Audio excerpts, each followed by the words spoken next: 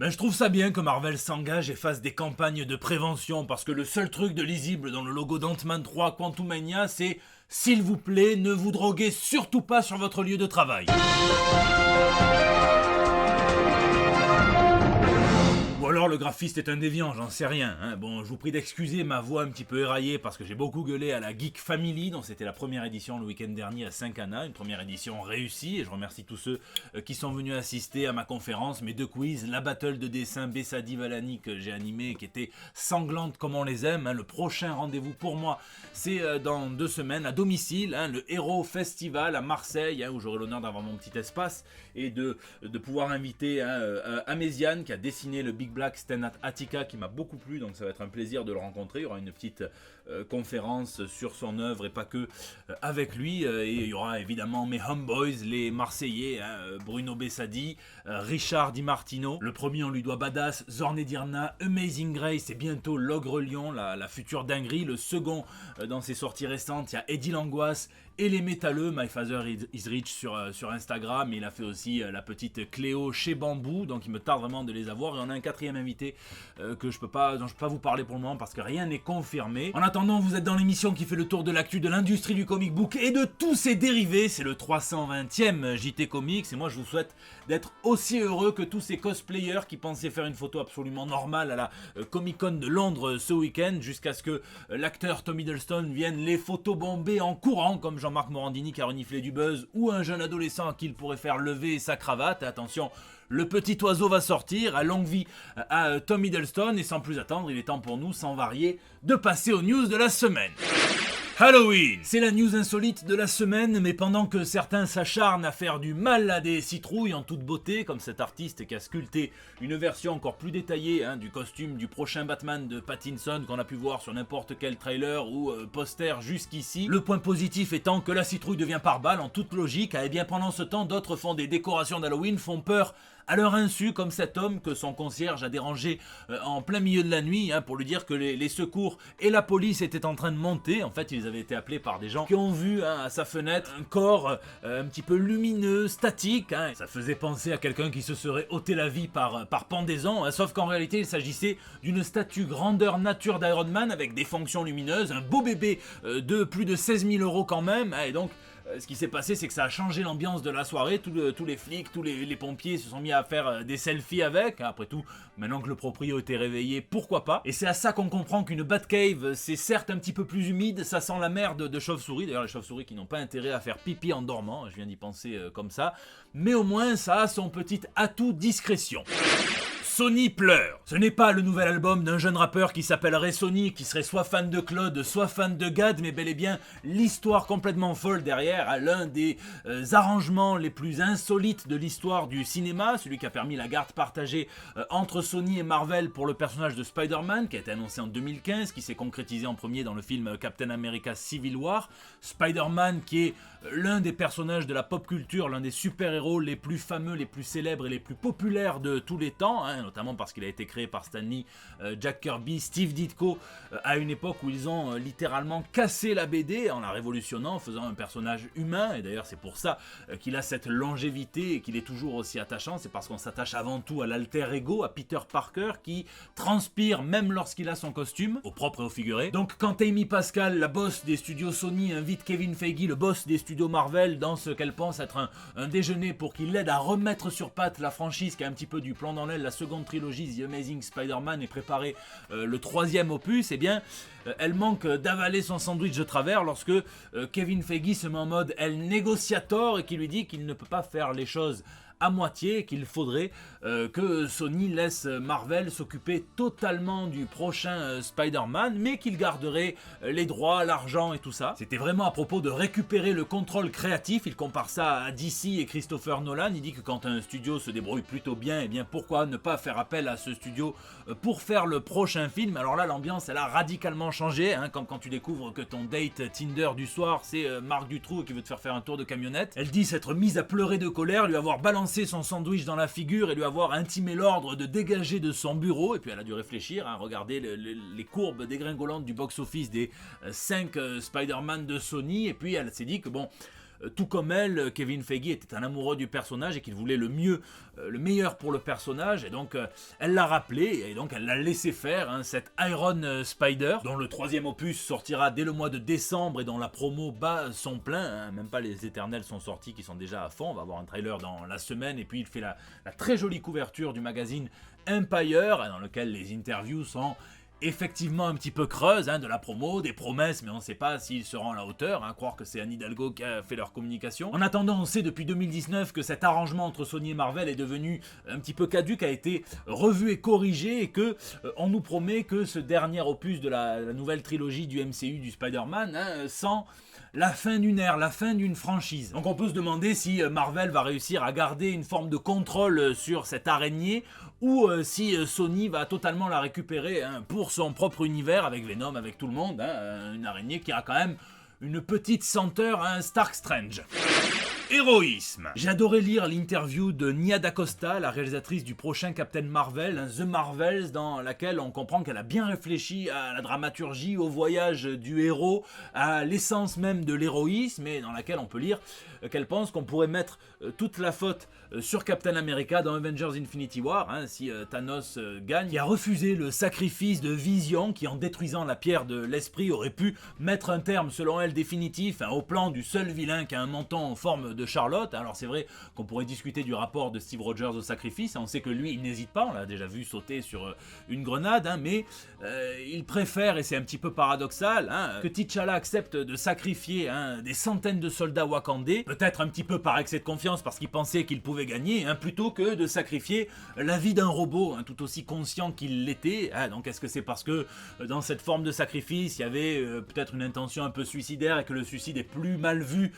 que de périr au combat vaillamment? Alors on peut vraiment en discuter, hein, puisque est-ce qu'au final ça donne pas tout à fait raison à Tony Stark, qui avait prédit la défaite depuis le début et qui finalement a dû se sacrifier lui-même alors qu'il était pépère? Est-ce qu'elle n'oublie pas un petit peu le rôle de Wanda Maximoff, qui aurait peut-être pas au début supporté, hein, qu'on vienne lui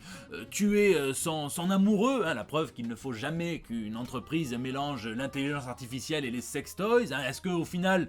on pourrait pas plutôt mettre la faute sur l'instabilité émotionnelle de Peter Quill, qui fait tout foirer, voire même, hein, sur l'obstination à ne pas vouloir donner la pierre du temps de Stephen Strange, et on sait que c'est grâce à elle que Thanos devient inéluctable. Le débat est aussi long que Mr. Fantastic quand il est très en forme, mais ce qui est intéressant c'est qu'elle en parle dans des termes dramaturgiques, et qu'elle dit que la douleur d'un héros c'est ce qui le pousse à se martyriser, donc une forme de clôture tragique, tandis que la douleur d'un anti-héros c'est ce qui met en branle son périple du héros, hein. Et moi ça me fait toujours penser ça au mot de Garth Ennis pour Frank Castle, là, dont la famille a été tuée dans un règlement de compte entre mafieux alors qu'il pique-niquait, hein. Et au tout début du Punisher Max il dit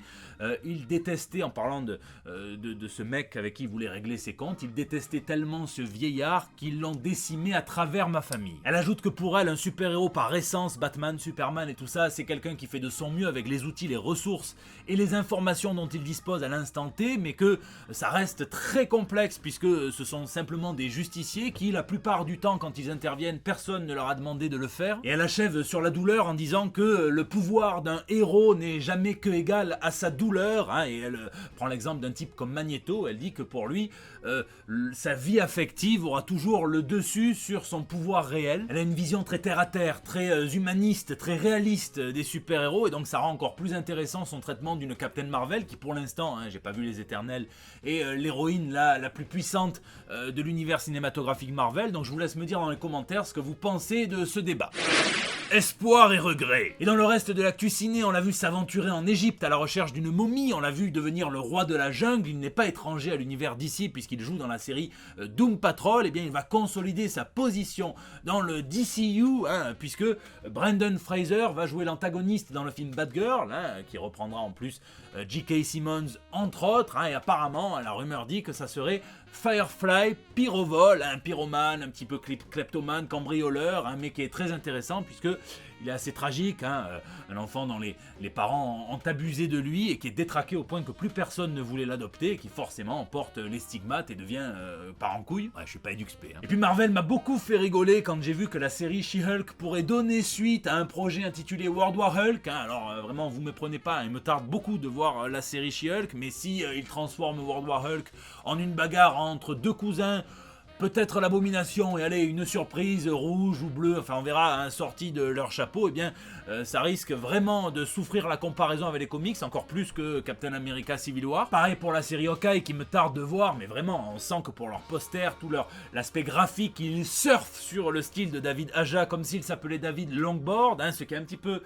énervé certains artistes, dont le principal intéressé qui a dit, vous savez quoi, même à la limite, oubliez les crédits, les remerciements, juste payez-nous, hein, et je dirais pas mieux. Et puis dans les projets contrariés, on a appris directement de la part de James Wan que le projet de spin-off d'Aquaman intitulé The Trench était en réalité un film consacré à l'antagoniste Black Manta, hein, ce qui a laissé un goût iodé un petit peu amer dans la bouche de ceux qui avaient adoré cet antagoniste dans le premier opus. Et puis Marvel nous a un petit peu fourbé puisqu'on a appris que Kevin Feige n'avait pas le droit d'incorporer au MCU des personnages tels que le Ghost Rider, Daredevil ou encore le Punisher, qui était la chasse gardée de Marvel Entertainment, Marvel TV, Jeff Loeb, hein, et que, en réalité, ce qu'on ne savait pas, c'est que Feige aurait adoré les incorporer beaucoup plus tôt au MCU, hein, et ça correspond à peu près aux années 2000, à la période où le label Marvel Knight cartonnait chez Marvel Comics, hein, et on avait le Punisher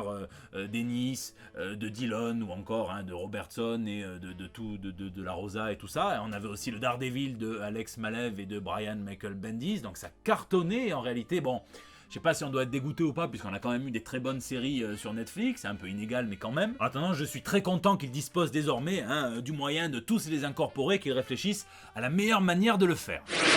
Papier. Aïe aïe aïe, Image Comics a annoncé qu'il ne ferait plus d'impression de second tirage, tout ça pour faire face à la pénurie de papier qui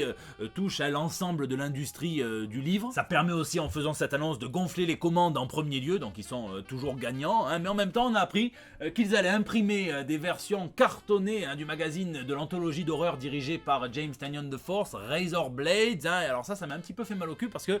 je vous avoue que j'ai payé assez cher pour les importer à partir de l'Angleterre parce que c'était encore plus cher des États-Unis et que si j'avais su ça avant, j'aurais peut-être pas fait, surtout que c'était juste vraiment pour lire. Après j'ai tout lu, mais les excellentes pages de Ramvi. Puis deux belles célébrations chez Marvel qui se sont rendus compte comme ça, d'un coup, que le Black Panther numéro 3 de John Ridley et Juan Cabal serait en fait le Black Panther numéro 200, si on fait l'addition en numéro Legacy de tous les numéros consacrés à T'Challa, et en s'arrangeant un petit peu comme quand on vote à main levée à l'Assemblée nationale. Donc ils ont augmenté la pagination et attendez-vous à ce que le prix de 4$ grimpe aussi comme le Richard Virenque de la grande époque. Et puis pour les 50 ans du Ghost Rider en 2022, ils nous promettent de faire de cette année l'année de la vengeance, et donc une nouvelle série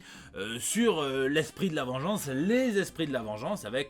une image promotionnelle qui va vous flamber la rétine par Ryan Stegman et Marte Gracia, dans laquelle on voit pas mal d'esprits de la vengeance, et le Phantom Rider, qui a la particularité juste d'avoir utilisé le nom avant même que le Ghost Rider ne soit inventé. Et qu'est-ce qu'il fout là, on ne sait pas, il a été... Parce que justement, il y a cette homonymie, il avait été incorporé dans l'adaptation du premier Ghost Rider. C'est étrange, et puis je peux pas vous en dire plus pour pas vous spoiler Daredevil, mais je suis très content, il faut que je le dise, de mon poteau Raphaël Della Torre qui dessinait Animosity et qui aura le plaisir de dessiner les prochaines aventures de Daredevil, scénarisé par Chip Zdarsky, dont j'aime beaucoup le travail sur le personnage, et donc Raphaël, muito bon, parabéns. Lisez, cette semaine j'ai lu pas mal de choses et je vais déroger un petit peu à mon principe de ne pas spécialement parler des ouvrages que j'ai un petit peu moins appréciés, et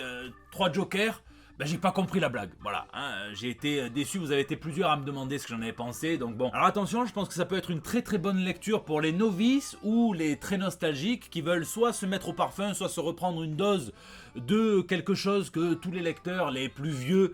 ont appris au fil de nombreuses années de lecture, à savoir 1. que le Joker est le plus grand ennemi de Batman, 2. qu'il est souvent mieux quand on n'en sait pas grand chose, 3. que leur relation est quand même la plus statique entre deux personnages de l'univers d'ici tout entier, et qu'en plus elle est vouée à se répéter à l'infini, et puis 4. que Alan Moore et Brian Bolland ont révolutionné les deux personnages quand ils ont écrit le Killing Joke, mais c'était il y a 35 ans et ça ne faisait que 48 pages. La partie graphique, c'est vraiment ce qu'il y a de mieux selon moi, Jason Fabok et Brad Anderson sont au top de leur forme, même si ça a fini par devenir convenu, puisque Geoff Johns vient encore utiliser la fameuse grille, le gaufrier à 9 cases, qui était cher à Alan Moore il fut un temps, et en fait Geoff Johns c'est vraiment un repreneur, quelqu'un qui vient toujours fouiner, et souvent dans les histoires d'Alan Moore, et qui n'y ajoute pas grand chose au final. Et pourtant attention, son postulat de départ il est pas mal du tout, il veut venir harmoniser toutes les versions un petit peu contradictoires du Joker, puisqu'il a 80 ans d'histoire et que forcément il a un petit peu évolué et parfois en grand écart à la Van Damme. Il veut aussi venir parler des dommages collatéraux de la relation entre Batman et le Joker, à savoir les deux principaux, Barbara Gordon, Oracle, Batgirl, et Jason Todd, le coup de barre, qui est pas narcoleptique, ça n'a rien à voir. Mais bon, ça ressemble quand même à une ressucée de ce qu'on a déjà lu, si je veux être gentil, je dirais un hommage un petit peu long quand même, et justement ça m'a rappelé qu'il y a 3 choses de primordiales dans une blague, qu'elle soit originale, coucou Gad Elmaleh, qu'elle soit bien minutée, que la chute vienne nous emporter. Ici, pas grand chose d'original puisque tout transpire le Killing Joke, et encore une fois, Moore considère que c'est vraiment pas l'une de ses meilleures histoires, pourtant il a un petit peu cassé le game, et lui il n'a mis que 48 pages pour le faire, il avait asséché, il avait tout dit. Le minutage, il faut quand même rappeler que l'intrigue est posée depuis 2016 et qu'on nous l'a teasé, que c'est très long, et puis la chute, et ben là, ce qui m'emmerde un petit peu, c'est qu'elle entre directement en contradiction avec le tout début de la blague, quand Batman s'assoit sur la chaise de Mobius, qu'il demande d'abord qui c'est qui a tué ses parents pour confirmer si la chaise mentait, il est scientifique, donc il a confirmé, et puis il lui demande quel est le vrai nom du Joker, et la chaise elle aurait pu faire de la politique, puisqu'elle lui répond il y a 3 Jokers, ce qui ressemble beaucoup à une question esquivée. S'il y en a 3, il y en a bien un originel qui était là avant et dont on peut connaître le nom, ça ressemble à une femme qui demande à son mec qu'est-ce que c'est que cette trace de rouge à lèvres sur son col de chemise, et qui lui dit ça part au lavage. Bref, attention au spoil, mais on apprend en fait que Batman connaissait le vrai nom du Joker moins d'une semaine après qu'il ait fait sa rencontre pour la première fois, ce qui est tout à fait en accord avec le Batman détective. Mais du coup, pourquoi est-ce qu'il a posé cette question? C'était encore une vérification parce qu'il est complètement paranoïaque? Pourquoi pas, en attendant, le fait qu'il n'ait jamais dit son nom, soi-disant pour protéger, qu'il ait mis à l'abri la famille du Joker, c'est quelque chose qui m'a quand même un petit peu plu, parce que ça donne une raison très tangible au Joker de vouer une forme de haine à Batman. Et bon, il aime Moore, donc il peut pas avoir trop tort, il devra arrêter de l'embêter, mais il a quand même rendu le Killing Joke canon grâce à ça, donc c'est quand même cool. Bref, je vous laisse me dire ce que vous en avez pensé. Là, je regrette de pas avoir de PlayStation 5, en même temps je suis pas mécontent puisque j'ai du taf, mais sinon j'aurais joué évidemment aux Gardiens de la Galaxie qui ont l'air complètement dingues. Donc je vous laisse me dire ce que vous lisez ou geekez dans les commentaires, puisque c'est la fin de ce JT. Je vous remercie d'être aussi nombreux à le suivre, de laisser vos pouces bleus, de partager sur Facebook, de tweeter, de retweeter, de m'incorporer dans vos stories Instagram. N'hésitez pas à réagir sur YouTube, où j'essaie de répondre au maximum d'entre vous. En attendant, je vous lis